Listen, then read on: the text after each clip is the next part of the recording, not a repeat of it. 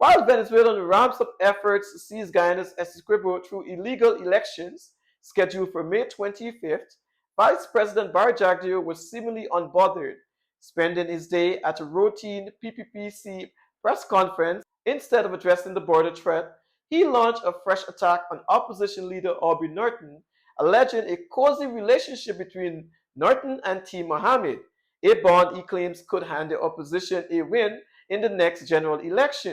That to keep, that there could be a link, and there is a link between the PNC, AFC, and the Mohammeds. So when asked several times by, I think it was Dennis Chabrol, to disavow working with the sanctioned individuals, he refused to do so and tried to obfuscate the matter by painting hypothetical scenarios. What happens if the sanctions are removed? So we have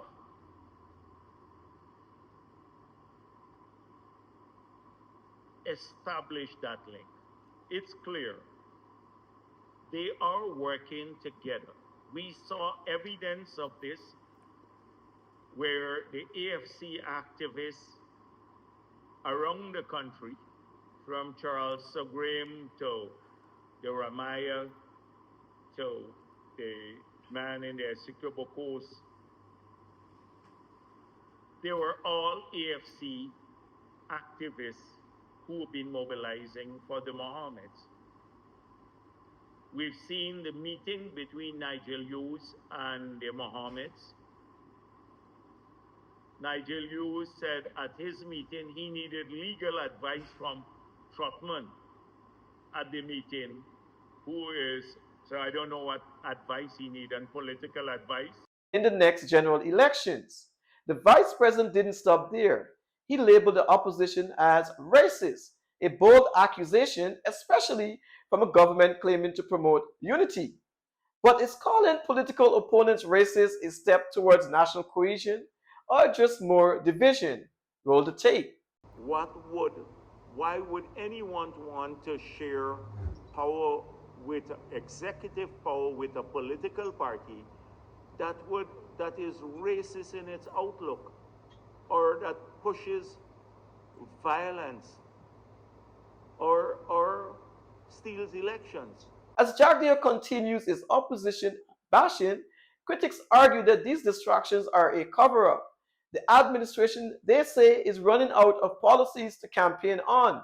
The tragic case of Adrianna Younge is now being paraded as proof of action, but citizens demand more than talking points.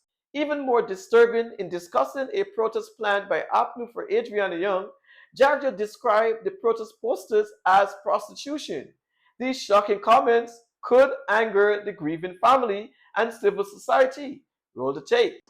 It's not about justice anymore. So look at they did a flyer here.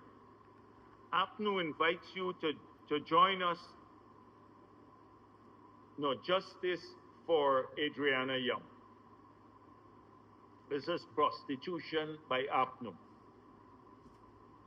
They can't mobilize people on the issues as a political party. Meanwhile, Aubrey Norton took a firm stance on Venezuelan threat, stating unequivocally that Essequibo belongs to Guyana. He voiced strong support for the ICJ case and called for all political forces to respect the upcoming ruling. Roll the tape. Essequibo belongs to us, and we will continue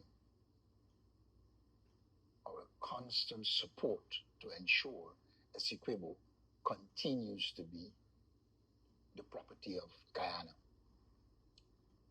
We support the case before the ICJ, and we believe that we will have a positive outcome.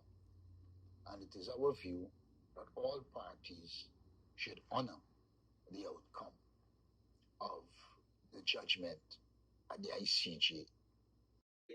Norton also praised the Guyana Defense Force and pledged full support to ensure they are well-resourced to protect the nation's territory, a sharp contrast to the government's focus, which many feel has drifted from border defense to entertainment. We support our soldiers in their quest and efforts to protect Guyana's territorial integrity. We wish, of course, they were given more resources to do so. We denounce Venezuela's so-called elections in the Essequibo. There can be no such elections. No Guyanese should be voting or be allowed to vote in such an election. Such an approach is a violation of international law, and we support the actions to be taken to ensure that there are no elections held in the Essequibo, which belongs to Guyana. Norton condemned the government's decision to proceed with hosting a major concert, presumably featuring controversial Jamaican artist Vybz Kartel at a time when national focus should be defending Guyana's borders. Roll the tape. While the Venezuelans are seeking to hold an election purporting to have governors in the Essequibo, the Guyana government is inviting us to a concert. It makes absolutely no sense. It is ridiculous. And as Vice President Jagdeo boasts about winning an election that hasn't even been called, the Chief of Defense Staff, Brigadier Omar Khan, issued a national warning. He cautioned that any Guyanese who votes in Venezuelans' illegal Essequibo elections could face serious consequences. Such actions directly violate our sovereignty, Brigadier Khan said. Any attempt to legitimize Venezuela's illegal claims by taking part in this election could have grave consequences, he declared. And what you do. Anybody, and I want you to share this around, anybody, Guyanese in particular, who vote in that election will be arrested, charged, and jailed because it's a serious offense. Good? It's a serious offense. And we're watching everyone who are going to be and where they're going to be in that. This is Dunstan Wilson, keeping it real, raw, and relevant. And remember, the tape never lies.